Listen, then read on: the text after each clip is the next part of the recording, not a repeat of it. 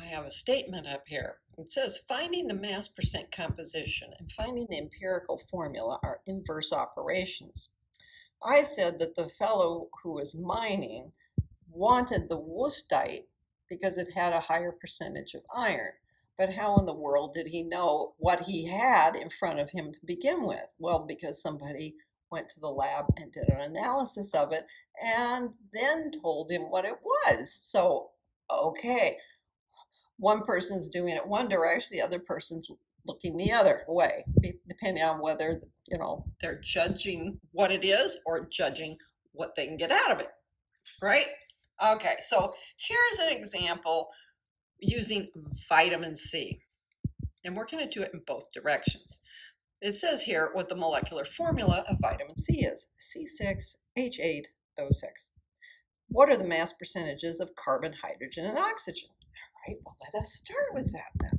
Now, I'm going to use very simple numbers for these masses because I don't want to dwell on all those sig figs.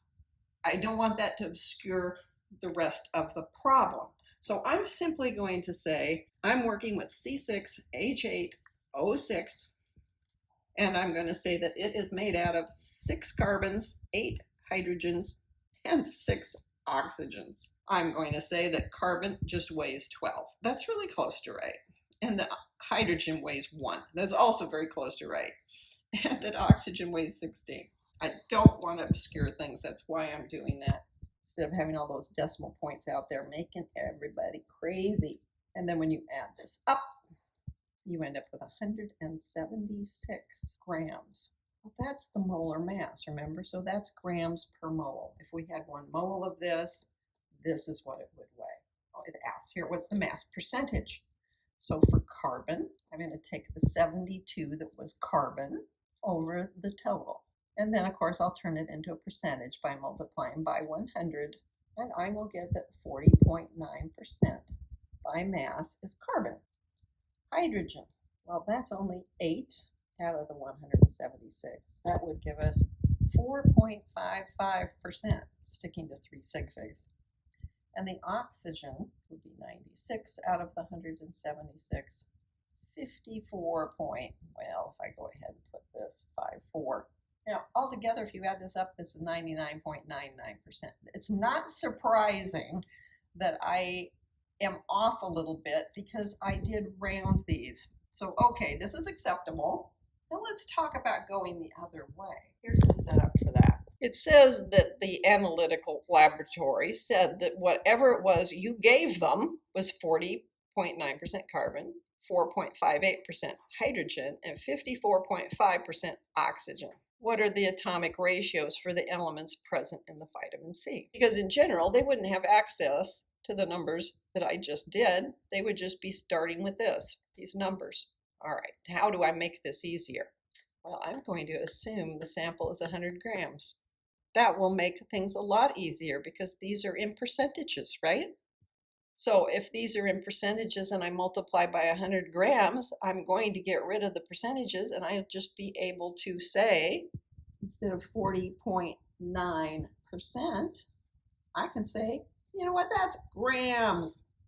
40.9 grams, 4.58 grams, and 54.5 grams. I'll be able to do all of them.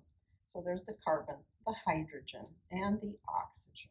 Now, I do know, since this is carbon, that 1 mole of carbon weighs 12 grams, and that 1 mole of hydrogen weighs 1 gram, and that 1 mole of oxygen weighs 16 grams. Okay, that will get rid of the grams.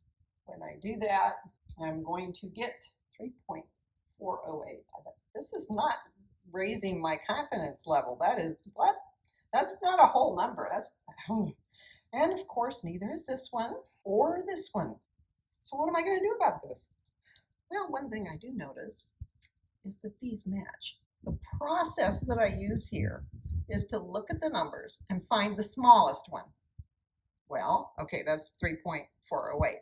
I will divide everything by that smallest one. That's great. Here I get a 1. And here I also get a 1. Lovely. When I do it here, I don't get a 1. I get 1.34. Well, these are whole numbers. That's not a whole number. So you have to be on the lookout for things that you will recognize. If this had said 1.5, you would have said, aha, aha, that's 3/2. And then you could just multiply everything by 2. Oh, that's really close to 1 1/3, because, you know, a third is 0.3333, however many threes you want, okay? So this looks like 4/3. All right, well, I can't handle it not being a whole number. So now I will look and say, you know what? I'm going to multiply by that denominator that I just came up with. So times 3 times 3 times 3. So I'll get 3 and 4 and 3. And that leads us to one last craziness, because I just came up with C3H4O3, and that doesn't match. Why don't they match? Well, that is why we said it was the empirical formula. The empirical formula is always the lowest whole numbers. If you look at this, they all have a factor of 2 in them. Half would be 3, 4, 3, which is what we just got. The fact of the matter is, the empirical formula is going to give you the simplest ratio, but it's not going to give you the actual numbers necessarily. Sometimes it does, and life's great, but if I were to work up the molar mass of this empirical formula that I just came up with, I would get 88 when I was all done, because I'd have 3 carbons and 4 hydrogens and 3 oxygens, and that would give me 88 grams per mole.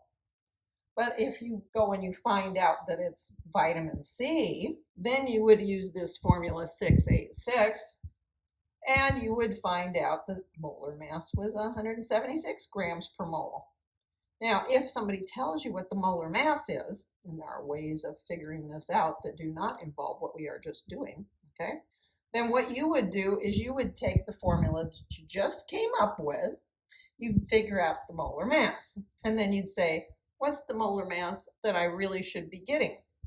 Somebody says, well, it's 176. And you go, well then, I should take my 176, divide it by the 88, find out that that is 2, and use that to multiply the entire formula, giving us C6H8O6, which is what it should be. So when they give you an actual mass, you divide that by the mass of the empirical one that you found out, so that you know whether you need to up all the numbers, change all the numbers.